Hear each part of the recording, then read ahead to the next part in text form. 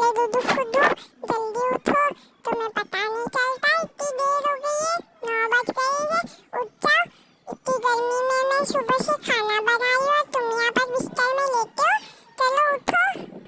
Please दूधू, कितनी गर्मी हो रही है, मुझे बाहर घूमने ले जाओ ना स्विमिंग पूल में, मैं प्रॉमिस करती हूँ कोई शॉपिंग नहीं करूँगी, प्लीज। छाले दूधू फुदू, इतने अच्छे से मना रही हो तो तुम मान ही नहीं रहे, मुझे बाहर घूमने ले जाओ नहीं तो मैं तुमसे बात नहीं करूंगी।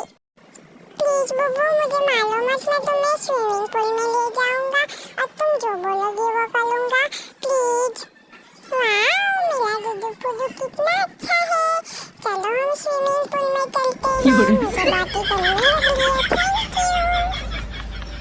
वाह दूधू, कितना मजा आ रहा है, थैंक यू मुझे यहाँ पर लाने के लिए। शेमेरी, अपना थैंक यू अपने पास रखो, वो तो मुझे गर्मी लग रही थी इसीलिए मैं तुम्हें यहाँ